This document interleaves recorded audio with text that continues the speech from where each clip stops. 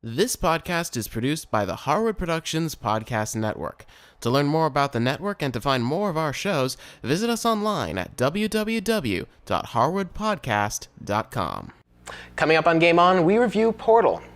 To quote the game's theme song, "This was a triumph.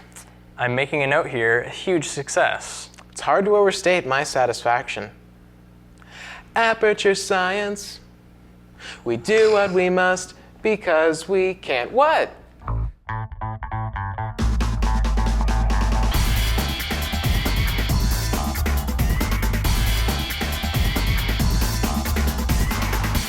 Hey there, everyone, and welcome to Game On. I'm Cameron Harris. And I'm Sean O'Brien. And today, continuing our series of reviews for the Orange Box. Much promised Portal.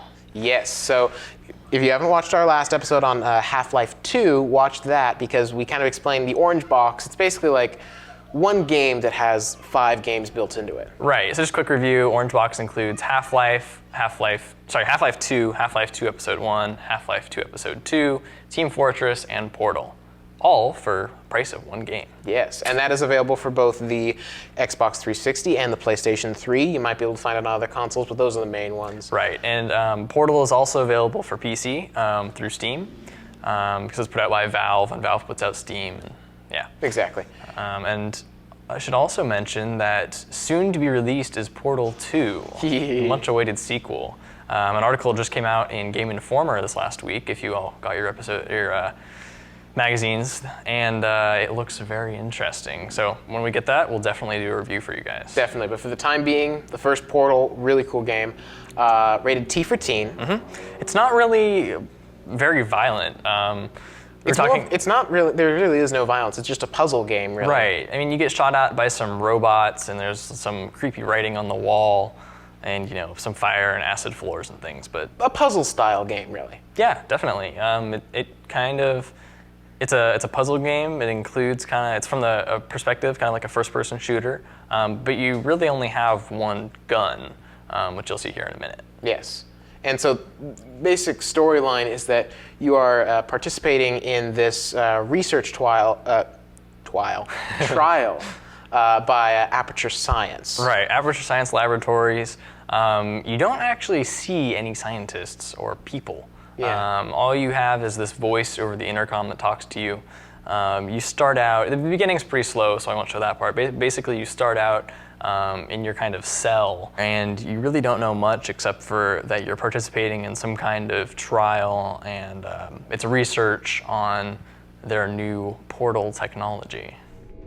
So the first thing you'll notice as we're entering this test area, this is test area 8 of 19. Has a little Aperture Science or Aperture Laboratories logo down here, and it tells you basically what the upcoming challenge involves. So you can see some very comical pictures of contact with the acid floor, which we're told will result in an unsatisfactory mark on your official testing record, followed by death. Good luck. Very important to note that the unsatisfactory mark comes before death. Yes. So, otherwise, what's the point of having the unsatisfactory mark? Exactly. And that is the voice, the robotic voice that guides you through all of right. this. That's the only voice you hear throughout most of the game. Through all of the game, really.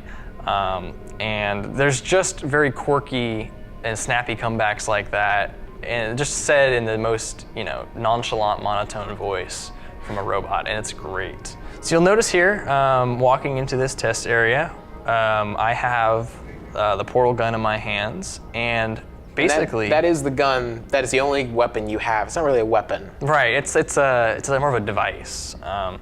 And basically, you start out with no gun at all. All you can do is pick up objects, and then it's like the second or third challenge you get the gun. And at first, it can only shoot blue portals.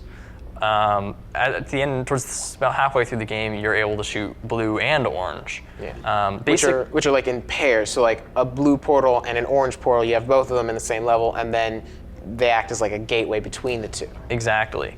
So for instance, this orange portal here is stationary. I can't move that one. And you'll notice this ball that's bouncing. So I have to place a blue portal over there. And then they open up. Right, which allows it's basically like a teleporter. It's in real time, so it's almost just like a doorway that allows the ball to bounce back and forth. For this particular challenge, you have to get that ball into this contraption over here. So as soon as the ball goes through the portal, I'm going to open up the other blue one over there, which changes. When it bounces back, it then. Right, it will go right into there, powering on that. So now you say, well, how in the world am I supposed to get over there? You know, contact with the acid floor kills you pretty instantly, I might add. Really, in this particular level, there's only one way to solve it. You have to end up over there. So what I'm gonna do is I'm gonna place a portal right here, step onto the platform. So you can pass through portals. One thing I find is hilarious, if you walk backwards a little bit, you can see yourself in the portal over there. Right, and then you can also see basically an infinite loop of portals. Yeah. It's a little bit of a mind-bending game. Yeah. I should also note, you can actually infinitely move through them. So if you put a portal at the top of the room and the bottom of a room, you'll just fall straight through it. And then back up to the top and keep falling. Right. So now that we're here, I'm gonna place a portal on the other side of the room and wait for the platform to come back. If I jump through right now, then I'll die. But as soon as the platform comes back, and so you can see the same thing. You can see me on the other side. I forget what your name is. I don't think you're ever told your name. You don't really have a name. Right. No. You're just the test subject. This particular test chamber is said to be impossible because you can pick up objects. So this acts much like the gravity gun of Half-Life 2. Mm-hmm. And you can move them around and, you know, kind of throw them. And basically, those particle beams destroy anything not authorized to go through it. So in this case, the box. Bzz.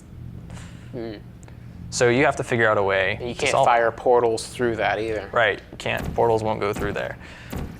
So, you know, along the way, they're making, you know, quirky comments like, The Enrichment Center regrets to inform you that this next test is impossible. Make no attempt to solve it. It is, in fact, not impossible. Obviously, you have to be able to move on through the game. So just for a little bit of assistance, you can kind of see what to do here. But if you didn't know that, it would take a little bit of figuring out. Yeah. And like we said, they start out short, they get more complex over time. Have multiple parts. You have to, you know, do this and then do this, and there's just, you know. And eventually you do have kind of enemies. They're like these little robotic turrets that if you pass in front of them, they shoot you. Right, they're like sentry guns. They pass a laser beam back and forth, and if they spot you, they shoot at you.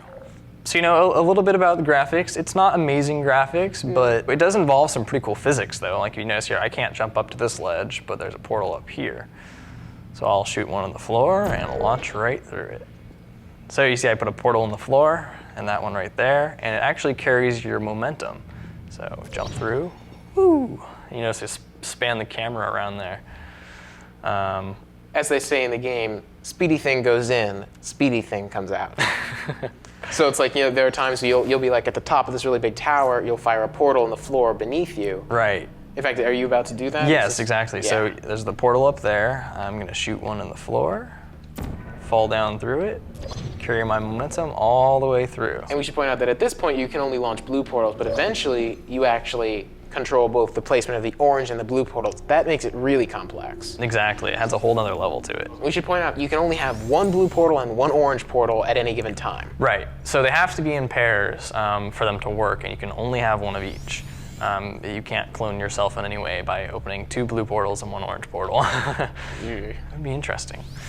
And also, you can change the location. So that orange portal, for instance, you know, I can shoot a blue portal there, and it works. And because you can only have one in existence, every time it fires, it resets. So like there's a platform you can go through. The controls on this game are pretty simple. Yeah, it's really just like jump, crouch, fire blue, fire orange. That's pretty much it, isn't it? Yeah, A is jump, left click down is crouch, right button, or right trigger. I'm on the Xbox 360, so right trigger is shoot blue portal, left trigger is shoot the orange portal. Pretty much same controls on the PS3. So in general, Portal, awesome game. Yeah, for how simple of a game it was was kind of almost, it seemed to me like a trial, because you notice on the front of Orange Box it says introducing Portal. So it was like the guys had this idea, they put it together, and it turned out amazing. Yeah. It's going to be very interesting to see what Portal 2 is like. Yeah, because this one was such a huge success. Yeah. Should be interesting. So until next time, be sure to visit our website, www.harvardpodcast.com. There we'll have a link to where you can get Orange Box for yourself. If you have Steam and you have an NVIDIA graphics card, you can actually get the first half of Portal. It's called Portal First Slice for free. If you Google Portal First Slice for NVIDIA customers, you should be able to find a link, or we'll post a link for that in the show notes. We'll post a link for that as well, yeah. Yeah. And also, if you guys have any questions or comments or suggestions for video games we should review, send us an email. My email is Cameron@HarvardPodcast.com. We'd love, love, love to hear from you guys. So until next time, Game on. game on.